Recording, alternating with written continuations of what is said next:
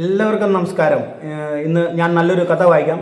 കഥയുടെ പേര് രണ്ട് മാതൃകാ ദമ്പതികൾ. എൻ്റെ സ്ത്രീകൾ മാന്ത്രികർ എന്ന പുസ്തകത്തിലുള്ളതാണ് സമസ്യ പബ്ലിക്കേഷൻസിൻ്റെ.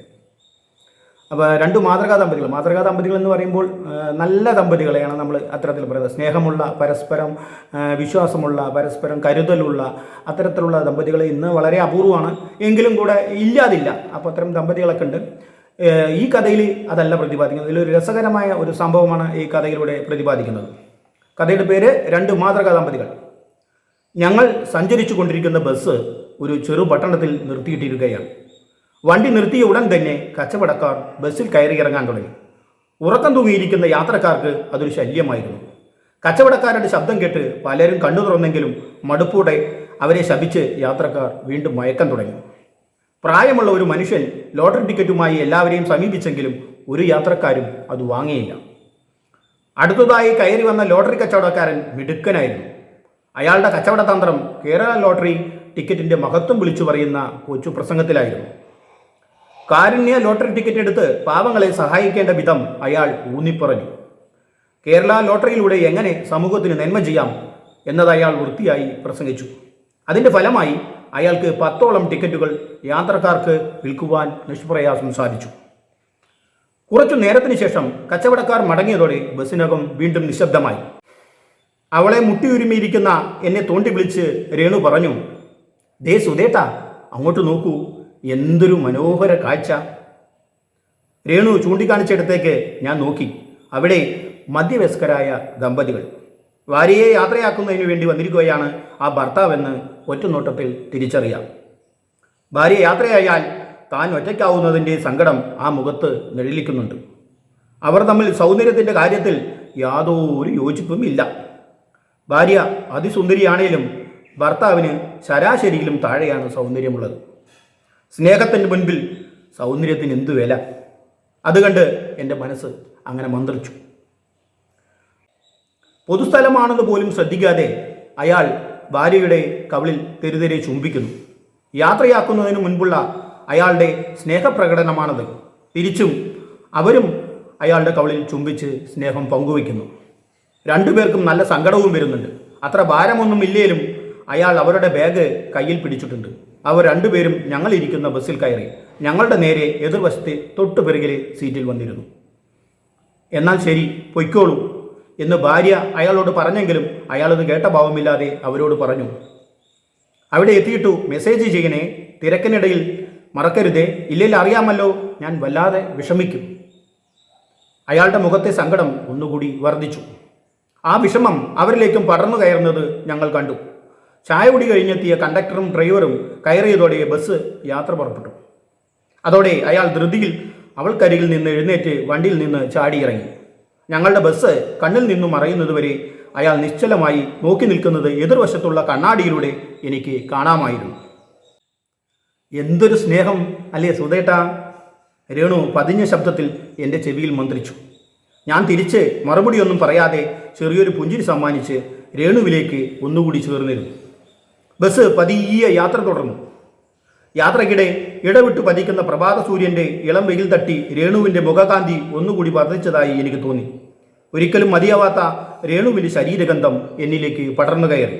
ഞാൻ രേണുവിൻ്റെ തോളിൽ ചുറ്റിയിരിക്കുന്ന ഇടതുകൈ അവളുടെ ചുമലിലേക്ക് താഴ്ത്തി അവളെ അമർത്തിപ്പിടിച്ചു.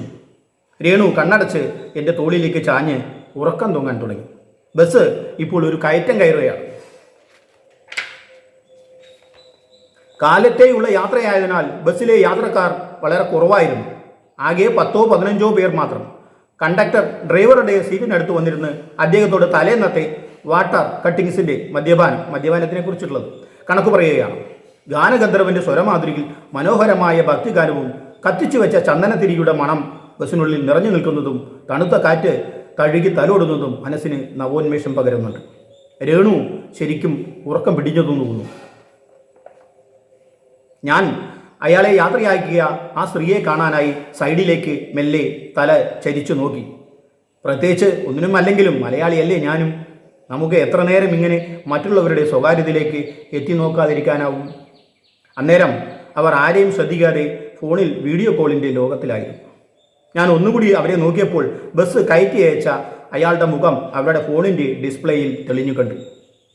അവർ സംസാരിക്കുന്നത് കേൾക്കാനുള്ള ത്വരയിൽ ഞാൻ ചെവി വട്ടം പിടിച്ചെങ്കിലും അവർ ഹെഡ്സെറ്റ് വെച്ചതിനാൽ എനിക്കൊന്നും കേൾക്കാൻ കഴിഞ്ഞില്ല. നേരം ഇത്രയായിട്ടും കൂടണയാത്ത കാട്ടുപന്നുകൾ റോഡ് മുറിച്ചു കിടക്കുന്നതിനാൽ ഡ്രൈവർക്ക് പെട്ടെന്ന് സഡൻ ബ്രേക്ക് പിടിക്കേണ്ടി വന്നു. രേണു ചരിഞ്ഞ് വീഴാൻ തുടങ്ങിയെങ്കിലും ഞാൻ മുറുകെ പിടിച്ചിട്ടുള്ളതിനാൽ അവൾ വീണില്ല. ഒന്നിളകിയ രേണു ഒന്നുകൂടി എന്നിലേക്ക് ചുരുണ്ടുകൂടി ഉറക്കം തുടർന്നു. എന്നാൽ പെട്ടെന്നുള്ള ബ്രേക്ക് പിടുത്തത്തിൽ ആ സ്ത്രീയുടെ ഫോൺ തെറിച്ച് എൻ്റെ കാലിനരികിൽ വന്നു വീണിരുന്നു. അന്നേരവും അവരുടെ വീഡിയോ കോൾ കട്ടായിട്ടുണ്ടായിരുന്നില്ല. ഞാൻ മെല്ലെ ചാഞ്ഞ് അവരുടെ ഫോൺ കയ്യിലെടുത്തു. അപ്പോഴേക്കും എൻ്റെ അടുത്തെത്തിയ അവർക്ക് നേരെ ഞാൻ ഫോൺ നീട്ടി. അവരത് വാങ്ങിച്ച് മനോഹരമായ പുഞ്ചിരിയോടെ എനിക്ക് നന്ദി പറഞ്ഞു. എന്തൊരു മനോഹര ശബ്ദം, എന്തൊരു വശ്യതയാർന്ന പുഞ്ചിരി. എൻ്റെ മനസ്സ് ഒന്ന് ചാഞ്ചല്യപ്പെട്ടു.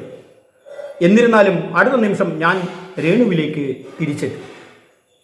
രേണുവിൻ്റെ മുതുകിൽ പതിയെ തലോടിക്കൊണ്ട് അവളുടെ ഉറക്കത്തിന് കൂടുതൽ സുഖം നൽകി. നീണ്ട 3-4 സ്റ്റോപ്പുകൾ കഴിഞ്ഞപ്പോൾ ഞങ്ങളുടെ ബസ് വീണ്ടും ചെറിയൊരു പട്ടണത്തിലെത്തി. അന്നേരം ആ സ്ത്രീ വേഗമെടുത്ത് ഇറങ്ങി. അവരെ കാത്ത് സുന്ദരനായ ഒരു മനുഷ്യൻ അവിടെ നിൽക്കുന്നുണ്ടായിരുന്നു. അത് കണ്ടതും ഞാൻ പെട്ടെന്ന് രേണുവിനെ വിളിച്ചുണർത്തി ആ കാഴ്ച കാണിച്ചു കൊടുത്തു. ഞാൻ പലവട്ടം വിളിച്ചിട്ടും എൻ്റെ പ്രിയതമ ഫോൺ എടുക്കാതിരുന്നത്, ഞാൻ കുറേ മെസ്സേജ് അയച്ചിട്ടും നോക്കിയില്ലല്ലോ, അയാൾ അവരോട് തെല്ല് പരിഭ്രമത്തോടെ ചോദിക്കുന്നത് ഞങ്ങൾ കേട്ടു. അയ്യോ, ഞാൻ അറിഞ്ഞില്ല എൻ്റെ ചേട്ടാ. ജോലിഭാരത്താൽ വല്ലാത്ത ക്ഷീണമുണ്ടായിരുന്നാൽ യാത്ര തുടങ്ങിയതും ഞാൻ ഉറങ്ങിപ്പോയി. സോറി മുത്തേ, അവൾ കൊഞ്ചലോടെ അയാളോട് പറഞ്ഞു. എവിടെ നമ്മുടെ പൊന്നുമക്കൾ? അവർ വീണ്ടും അയാളോട് കൊഞ്ചിക്കൊണ്ട് ചോദിച്ചു. അതാ അവർ കാറിലുണ്ടല്ലോ, ഇന്ന് അമ്മ വരുമെന്ന് കരുതി വലിയ സന്തോഷത്തിലാണ് നമ്മുടെ മക്കൾ എന്ന് പറഞ്ഞ് അയാൾ അവളുടെ ബാഗ് വാങ്ങി കാറിനടുത്തേക്ക് പതുക്കെ നടന്നു നീങ്ങി. അവർ ഫോണിൽ തിരക്കിട്ട് മെസ്സേജ് അയച്ച് അയാളുടെ പിറകിലും നടന്നു നീങ്ങി. അതെല്ലാം കണ്ട രേണു എന്നെ നോക്കി അർത്ഥഗർഭമായി ഒന്ന് പുഞ്ചിരിച്ചു. വീണ്ടും ഞങ്ങളുടെ ബസ് യാത്ര തുടർന്നു. കയറിയ കയറ്റം മുഴുവൻ അതേപോലെ ഇറങ്ങുകയാണ് ഇപ്പോൾ ബസ്. 1-2 സീറ്റ് ഒഴികെ യാത്രക്കാർ നിറഞ്ഞിട്ടുണ്ട്.